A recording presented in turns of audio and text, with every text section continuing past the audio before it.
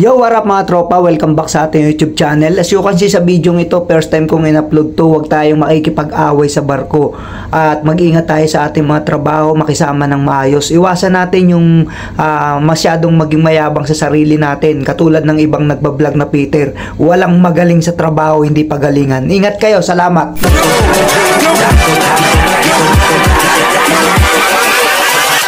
Hold up.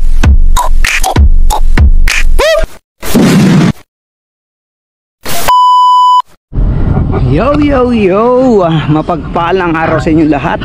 Tanghali, hapon, umaga, tanghali, gabi, madaling araw, wherever you are right now mga tropa. As you can see, magbablog na naman si Kuya Andy at magsishare sa inyong lahat, ano? Bago umpisa ng aking sharing sa aking vlog for today's video, kamustahin ko lang kayong lahat dyan. Saan man kayong panig ng mundo, naway ligtas kayo sa inyong mga trabaho. So ipakita ko lang sa inyo yung ating sharing na job order for today's video. Galing ako modasyon, binaklas ko na to, hindi ko na na-vlog sa inyo dahil masyadong busy. As you can see, nagbaklas si Kuya Andy ng hydraulic, pangalawa kasi nakagawa tayo ng nakaraan doon. Pero ito, baklasin natin. Ang sistema ganito, ito nakita nyo yung diameter medyo mas maliit kumpara dito. So kumbaga kung ito ay uno medya to, let's say ganun pero sa tansya ko mga ganung size. So as you can see, no, nakatanggal na yung plans doon. Kinating ko lang siya ng chamfer ng welding kasi nagtitrip yung saksakan natin ng grinder kasi mahina yung yung load. So para hindi tayo matagalan, chinamper ko na. So tinanggal natin doon. Siyempre sasahurin niya yung langis. Ayan, no. Yan, tapos lalagyan nyo ng basahan. Ayan yung bolt and nut. So ito yung ginawa nung nakaraang Peter, hindi na pinturahan, katulad na naman nung kabila. Tapos orderan natin yung U-bolt kasi yung U-bolt wala na. So karugtong yan, nilagyan niya lang ng grasa. So ito, karugtong. Again magkaiba ng size kaya hindi tayo makapag-layout dahil ang gagawin natin dito, ayan tinanggal ko na. Ayan, nakita nyo. So gagawin natin dito, i-recondition natin sa lathe machine. Kasi wala tayong ganitong size, di ba? Sabi ko nga, ang meron lang tayong size is ganito. Which is ito yon. Tingnan nyo yung size, di ba? Oh, maliit. Oh, tingnan nyo, hindi kasya. Di ba? So hindi natin magagamit siya dito. So wala nang layout ang gagawin natin. Papabricate tayo ng bago. So makikita nyo yun sa vlog. Tapos ikakabit natin dito, ilalagay natin dito, tapos sa gitna mag-i-slip tayo para pwede natin ikot-ikutin pag hinang. Bali ang hihinangin natin pagdating na dito ay slip na sa gitna, diba? Dahil ang tubo na schedule 18 na request natin ganitong size is putol, kumbaga hindi siya buo. So pag deliver dito is talagang hati na siya. Let's say 5.5 meters yung isang buo na pipe, kalahati. Gets nyo po yun? Naging 2.5 meters kada isang tubo. Papakita ko sa inyo yan sa vlog. So ito, hindi nga kasya. So ito, di para dito yan. So walang problema kung ito napapalitan natin. Meron din ako doon, nilayout ko, walang pattern yun. Pero ito, gagawin natin, actual natin dito yon. Tinanggal ko lang, pinakita ko lang sa inyo. So kaya ako kumuha na itong basahan kasi papasakan natin para hindi tumulo. So pasakan ko muna bago natin dati. Ay, kalat pa nga yung gamit ko kasi wala tayong assistant, one-man army, sabi nga wala na naman tayong assistant ngayon. As you can see, pinaklas natin at tayo na lang din magkakabit. Papabricate tayo ng bigat.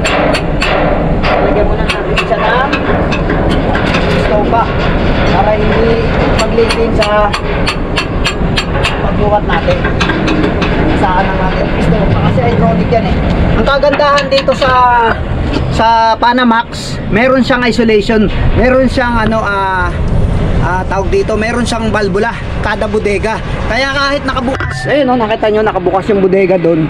Tapos dito pwede tayong mag-repair. Ganun din kung masira yung 7, 6, tapos bukas yung 5, pwede tayong mag-repair sa 6 or 7. Basta may isolation. Ayan nakita nyo yung dalawang valvula na yan, papunta sa control yan. Papalitan ko na rin yan. Ayan, matatapos na yung kontrata ko, hindi ko ito mauubos. Lahat ng bodega ganito na rin bulok, maliban sa mga pangilan-ngilan na napalitan na rito. So again, hindi mahirap mag-repair dito dahil may plans to plans, square plans tapos may valvula, may isolation siya, naka-isolate siya dyan. Isasarado mo lang yan, hindi na tutuloy. Ganito lang karami langis na yung linyada lang ba? Sa linyada lang. So pupunasan nga natin yan eh. Pati doon. Kumbaga hindi tuloy-tuloy yung langis kahit nakabukas yung bodega. Pwedeng mag-repair. Kaya ayan ang maganda lang talaga dito sa Panamax. May sarili siyang may sarili siyang valvula kada hatch cover.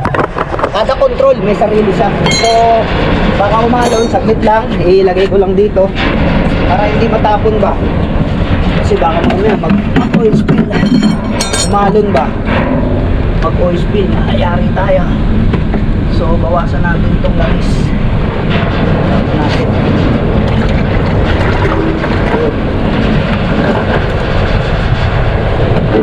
Tapos sahod natin dyan. Ayan. Tapos pasahan din natin yung kabila. Yung kabilang natin para hindi umalon. Save natin yan. So buhatin muna natin tubo bago balikan yung mga gamit. So dito tayo.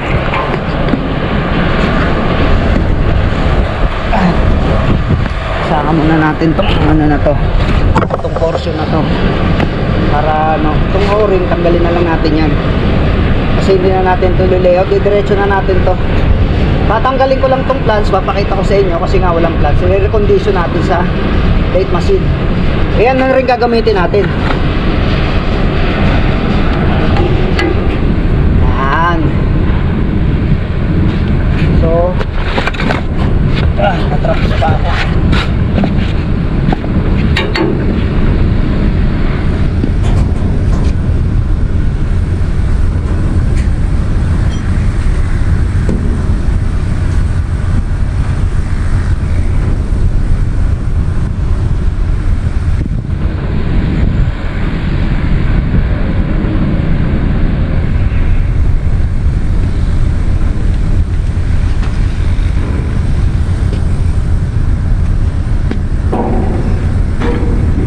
Isang buo to.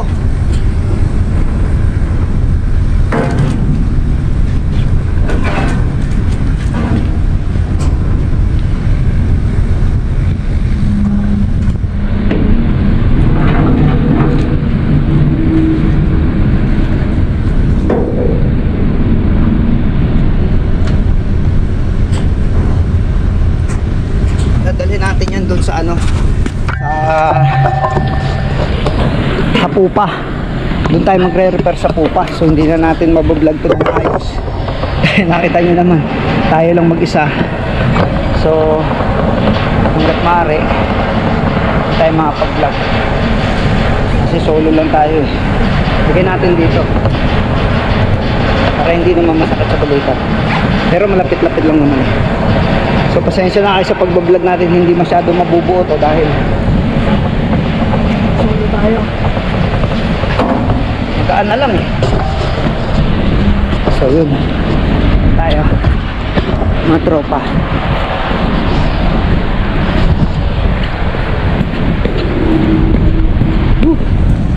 Medyo magaan na lang dapat to pag hydraulic, isang buo 5.5 meters, napakabigat.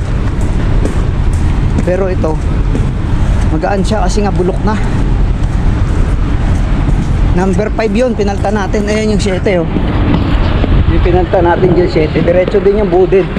Naglalagay na tayo ng slip. Yan ang diskarte. Sabi ko sa inyo, required ang sleeve at quality. Pasado sa plus ang may mga sleeve, pwede yun. Kahit buo yung tubo, kung wala kayong buo, pwede. Pwede rin naman na buo din ikabit nyo. Mag-layout kayo sa plans, plans to plans. Plans square plans. Pero wala tayo nun eh. Ano sa inyo?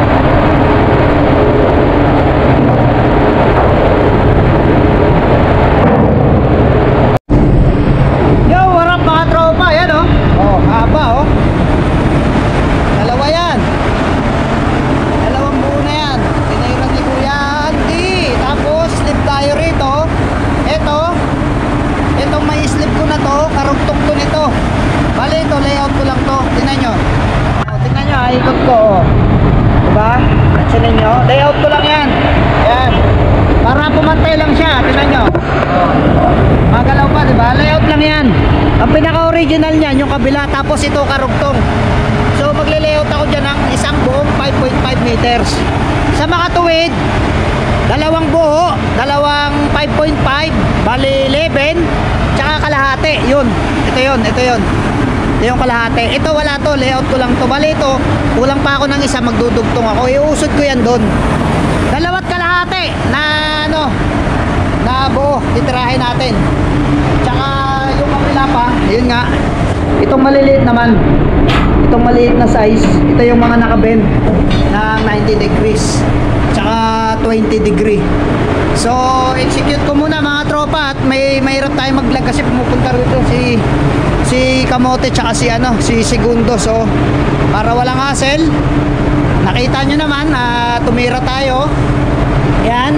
So ito, tatanggalin ko to, i-recondition ko dahil magagamit pa. Kamukha nito, tingnan nyo putol ko dito na ako nagputol para ililate machine ko to daan-daan hanggang sa matabas.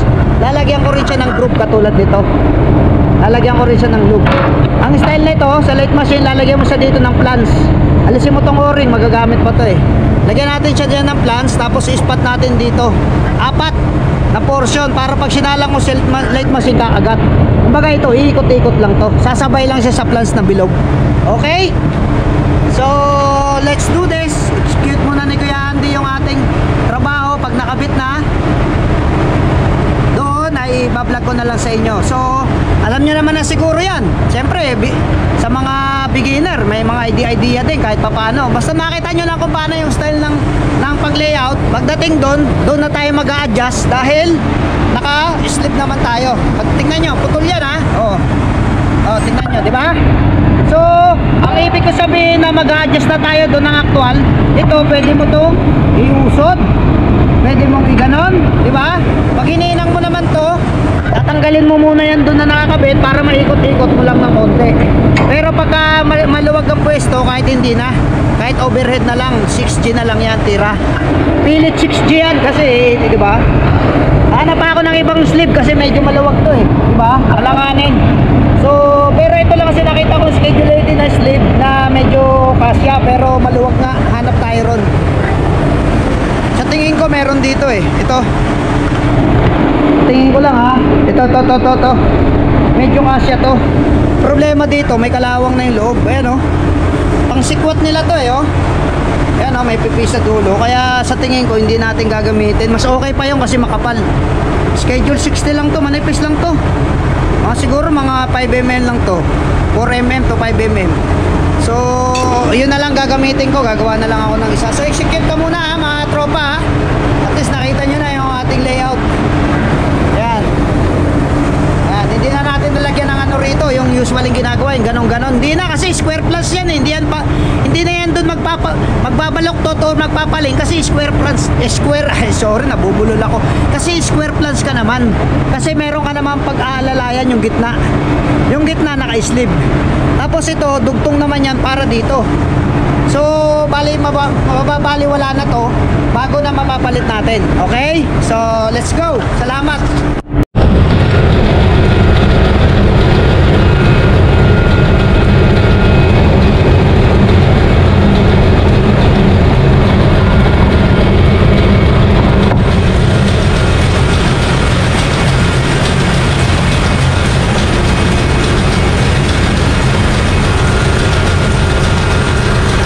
Yun, mag-shoutout muna tayo kay Limar Pellegrino. Yan sa mga nag-comment sa atin, kay Vincent Palarion, sa lahat ng mga nagko-comment ng mga tropa natin.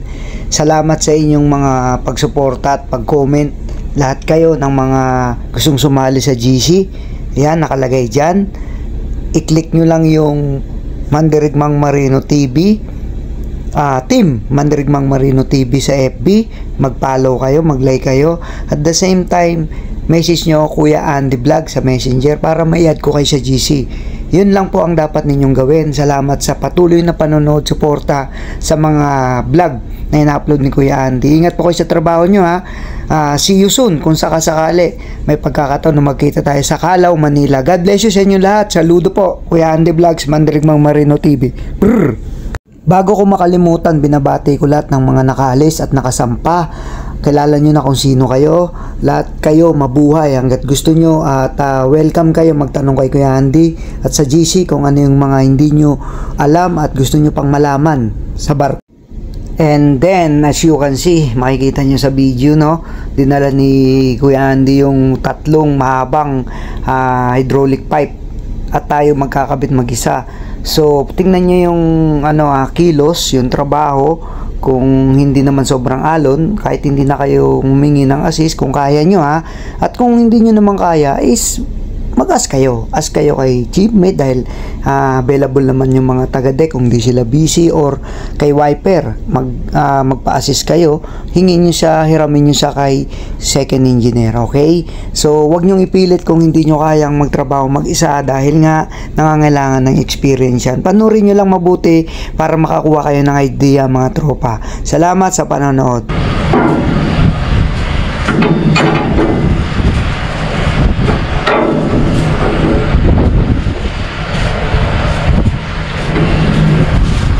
As you can see, mga tropa, nakikita nyo sa video yung palipad-lipad na plastic na nakatali sa blue na timba.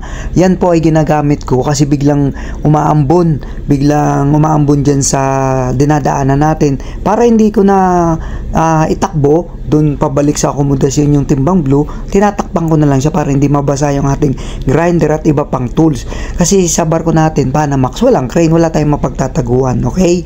Yun yung paliwanag ni Kuya dyan. Kaya mas maganda talaga pagkatapos magtrabaho, agad-agad primeran nyo. But before primer, sabi ko nga, punasan nyo muna ng thinner para mawala yung mga stain ng tubo. Okay, panoorin nyo yung video kahit wala tayong assistant. Kaya natin. Pero kung sabi ko nga, kung hindi nyo talaga kaya, magpahingi kayo ng assist kay Chiefmate or kay Wiper, kay second engineer. Nandiyan naman mga taga-deck. Huwag nyong ipilit kung hindi nyo kayang magtrabaho mag-isa dahil nangangailangan niya ng experience. Okay, mga tropa? Maraming salamat sa panonood and good luck.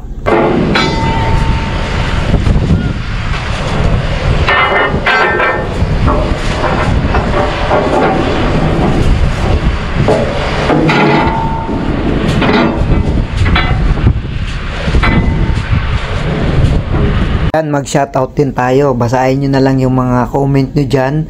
Naka-plus dyan sa screen. Kung mapapanood nyo yung pangalan nyo dyan, nag-comment, shoutout sa inyong lahat. Di ko na kayo isa-isa, mahaba yung mga comment nyo at message.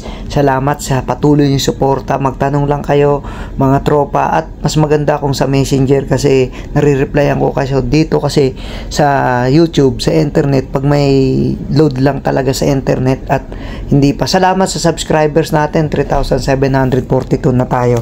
Maraming salamat sa inyong suporta. Mandirigmang Marino, Kuya Andy.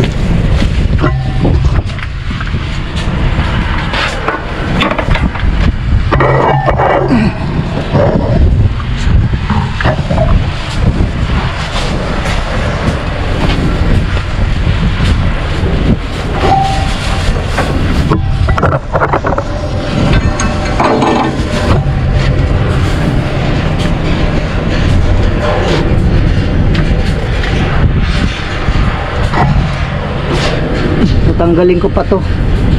Ito bulok na, oh. Tanaw nyo. Saka natin.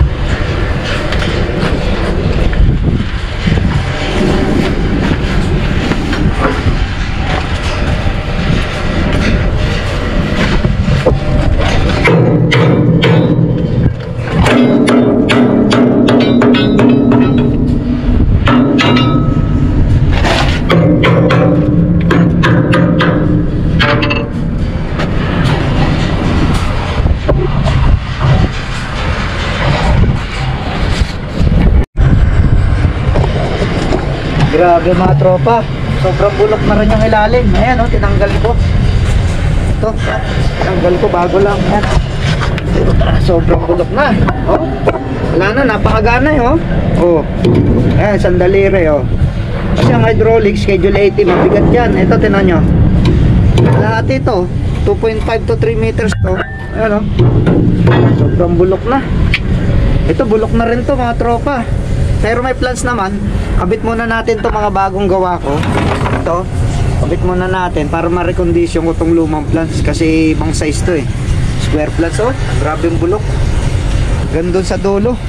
Bale, ang magiging suma total mga tropa, no? For info lang, share ko lang sa inyo yung vlog ni Kuya Andy. Pag mula rito, itong dalawa na to, yan, dalawa yan, babataas to. Babataas. Yung magkatabi na yan, mula dyan hanggang dito, ang suma total, no? Ang suma total hanggang dito, papalitan ni Kuya Andy. Yan, lahat dyan. Hanggang dito. Mula rito, kalahating hatch cover, kalahating bodega, papalitan natin. Ito, bala ko palitan ko na rin to kasi mauubos talaga yung ano ko. Itong schedule 80 na hydraulic na tubo, mauubos talaga yan pagka nilahat ko yan eh. Pagka ano, nangati yung kamay ko kakapalit ng kakapalit. Pati ito, may bender naman tayo dito eh. Hindi tayo maghiting-hiting. Ito madali ito i-bender. Excuse me. 90 degrees. Tsaka say, I think mga 20 degree lang to. Or 25 degree. Ito 90 degree. So ito, bibend lang tayo dyan. May plans naman yan. Pwede natin ikabit na yan dati para matanggal natin to habang wala nang langis. Hanggang yan, diretso yan dun eh. Sa ano niya, doon nagsisirculate yung langis para mahila niya yung chain na yan, yung chain na maghihila naman, magbubukas sa hatch cover. So pag hindi to nakabit, hindi mabubuksan tong 5. Ayan, nasa 5 tayo mga tropa. 5. So tandaan nyo, susunod na vlog ko, papakita ko rin sa inyo yung ginawa natin kung sa 7 yun. Ha? Sige, let's go.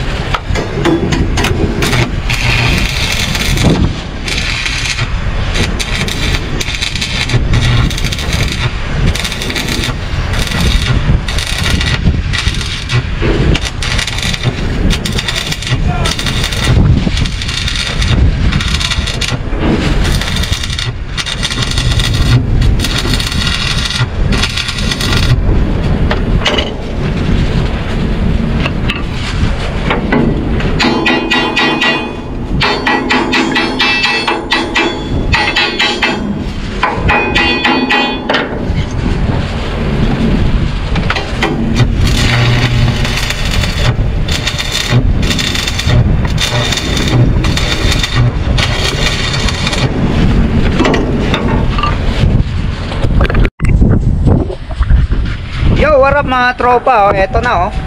Halos tapos na natin ng mga tropa, halos pa lang. As you can see, no? Ayan, may sahod dyan, siyempre baka mag-leaking. Pero wala na yan kasi nga, ano na loob niyan eh, empty na yan. As you can see mga tropa, buo ha.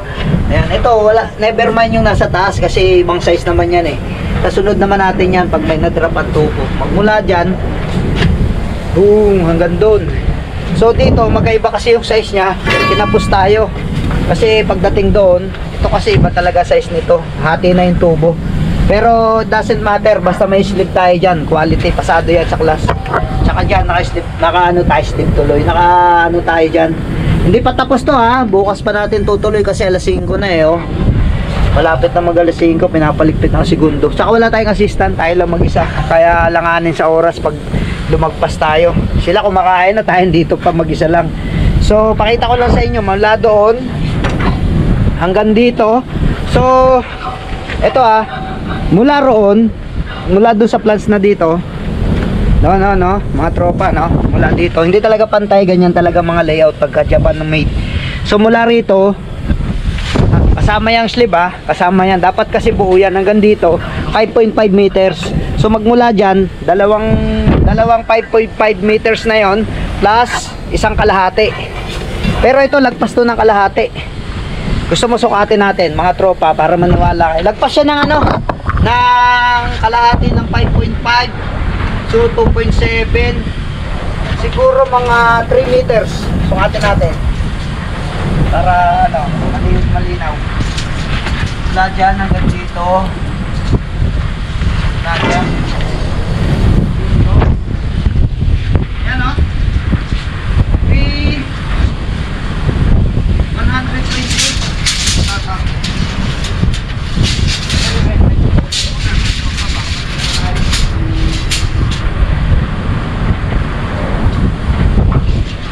Tayo, wala tayong helmet.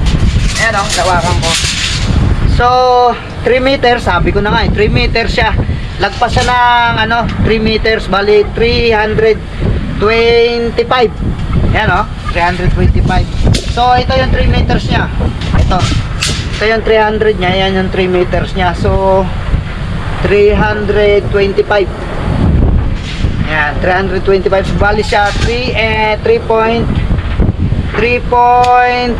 meters. Okay, 3.25 meters. So lagpas siya, kaya broken. Kumbaga broken size siya. Yung sukat niya broken siya, kaya mapansin nyo. Pero yung una ko, walang dugtong yan. Ayan, yung una ko. Kasi dito ako naghabol sa slip. Dito ako naghabol. Nakita nyo, hindi magkapantay. Tapos pagdating dito, hindi rin yung pantay. So sa makatuwid, kung bubuuin ko to, kung meron pa akong isang buong 5 meters na pipe, pwede kong diretsuhin yan. Kaso nga wala na tayo eh, puro putol na eh, puro hati eh. Kaya ginawa natin, ayan yung kalahati. So anyway, ito na lang ang slip titirahin ko. Yung ilalim yan, wala pang hinang. Tsaka to, so bukas ko na pagpapatuloy yan para maibalik na natin yung bukas. Itong pinagkabitan ko, tatanggalin ko to, magagamit pa, re-recondition ko. Syempre katulad dati, late machine. Itong luma, hindi natin tatapon, lagay natin sa forecastle. In case may inspection, hahanapin yung luma. Kasi bawal magtapon sa dagat, overboard, marine pollution yun. So, ligpit muna tayo. Dahil solo tayo ngayon, medyo mahaba-habang ligpitan tong haba ng kable. Hanggang doon, sa makina ako nakatawag dito. Nakasaksak ako sa makina. Kasi yung portable natin na welding machine, yung 220 volts, namamatay-matay. Hindi po pwede, hindi uubra. So lagay tayo, sandali natin yung langis, baka mapuno ng tubig, mag-oil split.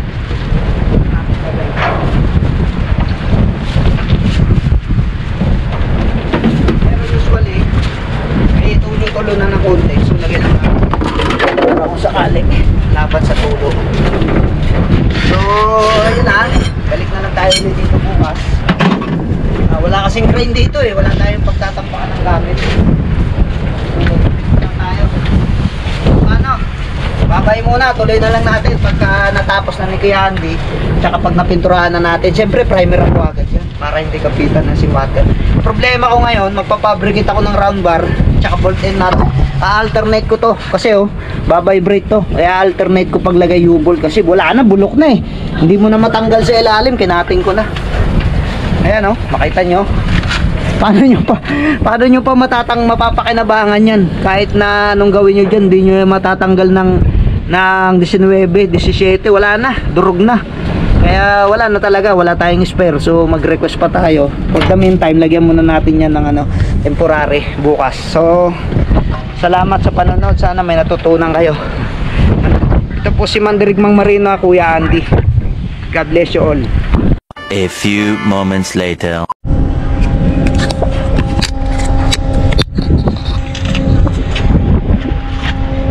Yo, what up mga tropa? Yan, pininturahan natin. Pula, primer. Yan. Yan, naka-primer na yan mga tropa. Ito, lilinisin ko pa tong mga tropa. Pati tong mga mga dumi ng kalawang na yan. So, napakita natin sa inyo. Pininturahan na natin. Package deal na yan. Yan, yung slip nya. U-bolt na lang ang kulang. Hanggang dito, haba mga tropa. Ito, naka-plus tayo dyan. Kasi may karugtong dito, nag-slip tayo, maiksi yung tubo. Maiksi yung tubo dito, nag-slip tayo. Tapos dito, yan. Yan yung pinakadulo. Ito, layout natin yan sa susunod. Pattern natin yan, pattern. Wala rito hanggang dito. Pero, dalhin natin, baklasin natin. Pero gagamitin yata nila yung 5. Kaya iligpit ko muna yung pintura ko ito. Yan yung pintura natin. Shoutout natin yung mga tropa natin doon para makita rin sila sa ating mga vlog. Mga tropa, shoutout muna dyan. Busy sir. Busy